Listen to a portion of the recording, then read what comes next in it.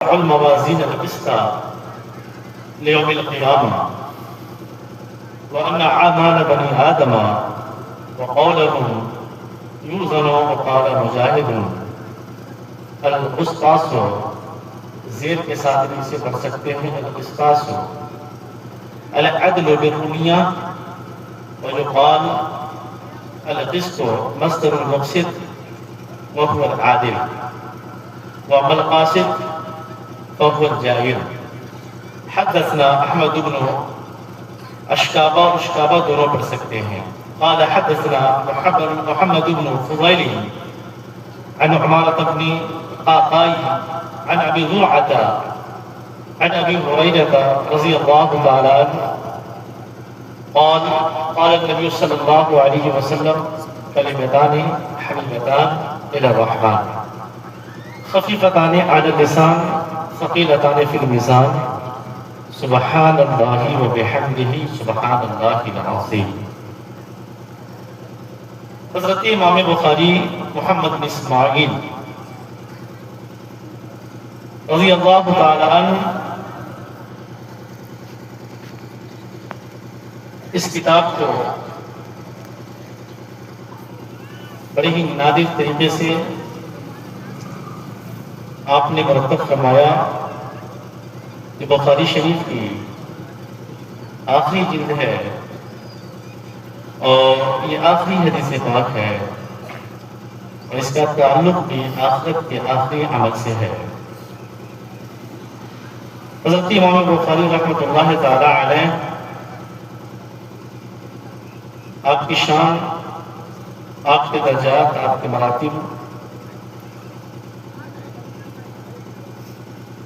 اور مجھ پر ہے، اور حضرت امام بخاری رحمۃ اللہ تعالی علیہ کو تقریباً 6 لاکھ احادیث کریمہ یاد تھیں اور قوت حافظہ آپ کا اتنا مضبوط تھا. تقریباً 15 سال کی عمر شریف ہی میں آپ کو 70,000 حدیثیں یاد تھیں، اور صرف یاد ہی نہیں بلکہ متن راوی ہیں ان کے تمام سوانے وغیرہ مکمل تفصیل کے ساتھ حضرت امام بخاری رحمۃ اللہ تعالی علیہ کو وہ تمام چیزیں ذہن نشین تھیں. دراصل اس کے پیچھے آپ کے والد محترم اور آپ کی والدہ اور آپ کے استاذوں کا ایک خاص اور اہم رول رہا. حضرت امام بخاری رحمۃ اللہ تعالی علیہ کے استاذ محترم نے ایک موقع پر اپنے شاگردوں سے فرمایا، میں یہ چاہتا ہوں کہ کوئی جامع اور مختصر مجموعہ کو اکٹھا کریں جس کے اندر احادیث صحیحہ ہوں. حضرت امام بخاری رحمۃ اللہ تعالی علیہ اسی وقت آپ نے اپنے دل کے اندر اس بات کو ٹھان لیا کہ میں اس کام کو انجام دوں گا. حضرت امام بخاری رحمۃ اللہ تعالی علیہ اس کام میں آپ دل و جان لگا کر کے آپ لگ گئے. علماء فرماتے ہیں کہ حضرت امام بخاری رحمۃ اللہ تعالی علیہ کہ آنکھ کی بینائی بچپنے میں جاتی رہی، اور آنکھ کی بینائی جانے کی وجہ سے آپ کی والدہ کافی پریشان رہا کرتی تھی اور رب کی بارگاہ میں فریاد کیا کرتی تھی، گریہ وزاری کیا کرتے تھے. آپ کے والد محترم کا سایہ سر سے اٹھ چکا تھا. اس کے بعد آپ کی آنکھ کی بینائی گئی تو حالات یہ ہوئے کہ حضرت امام بخاری رحمۃ اللہ تعالی علیہ کے لیے جب آپ کی والدہ نے رب کی بارگاہ میں دعائیں کی، وہ دعا باب اجابت سے ٹکرائی.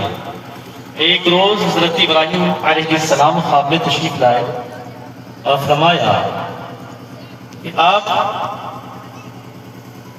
اپنے بچے کے لیے جو دعا کر رہی ہو، اللہ رب العزت نے تیرے بچے کی آنکھ کو، روشنی کو واپس کر دیا ہے۔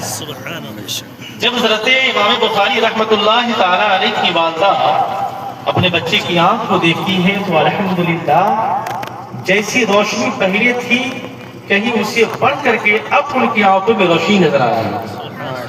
حضرت امام بخاری رحمۃ اللہ تعالی علیہ کے حق میں ماں کی دعا مقبول ہوئی اور اللہ رب العزت نے قبول فرمایا اور ان کی آنکھ کی روشنی کو واپس فرمایا۔ میرے عزیزوں اور عزیزہ، آپ بھی اس بات کو ذہن نشی کریں، یہ آپ کی پہلی سیڑھی ہے جسے آپ عبور کر رہے ہیں۔ جب آپ یہاں سے فارغہ ہو کر کے جب آپ اپنے گھر کو جائیں گی اور کہیں تعلیم و تعلم کا کام انجام دیں گی تو آپ یہ سمجھیں کہ وہاں سے آپ کی دوسری سیڑھی کا آغاز ہوگا۔ حضرت امام بخاری رحمۃ اللہ تعالی علیہ کو اللہ رب العزت نے آپ واپس کیا اور پھر جب آپ نے لکھنا شروع کیا، فرماتے ہیں کہ 15 سال کی عظیم مدت میں 16 سال کی عظیم مدت میں حضرت امام بخاری رحمۃ اللہ تعالی علیہ نے بخاری شریف کا یہ مجموعہ مرتب فرمایا۔ اور جب آپ تحریر فرماتے تو لکھنے کا انداز، تحریر کرنے کا انداز بڑا نایاب تھا۔ وہ اس طرح کے جب بھی آپ کسی حدیث پاک کو لکھتے تو لکھنے سے پہلے آپ غسل فرماتے اور غسل فرمانے کے بعد 2 رکعت نماز پڑھتے، پھر آپ استخارہ بھی فرماتے اور حدیث کی صحت پر خاص طور پر آپ کی توجہ ہوتی، متن پر آپ کی خاص توجہ ہوتی۔ پھر آپ کے دل کو جب تسلی حاصل ہو جاتی اس کے بعد ہی آپ اس کو شامل کیا کرتے تھے۔ ہمارے بعض علماء فرماتے ہیں کہ یہ کتاب جو اتنی مقبول ہے اس کی وجہ یہ ہے کہ امام بخاری رحمۃ اللہ تعالی علیہ جب چھان بین کرنے کے بعد مکمل طریقے سے نبی کونین صلی اللہ علیہ وسلم کی بارگاہ میں حاضری دی اور قدم مبارک کے پاس کھڑے ہو کر کے مکاشفہ کیا اور مراقبہ کیا، عذرائے کشف، آپ نبی کونین صلی اللہ علیہ وسلم کی بارگاہ میں حاضر ہو گئے اور پھر حالات یہ ہوئے کہ آپ ایک ایک کر کے حدیث پاک سناتے جاتے۔ مصطفیٰ جان رحمت صلی اللہ علیہ وسلم کا اشارہ ہوتا یہ درست ہے، اسے رکھا جائے تو اس حدیث پاک کو رکھتے، اور جسے منع کا اشارہ ہوتا حضرت امام بخاری رحمت اللہ تعالی علیہ اسے الگ کر دیتے۔ اس انداز میں امام بخاری رحمت اللہ تعالی علیہ نے اتنی مدت میں اس بخاری شریف کے مجموعے کو مرتب فرمایا۔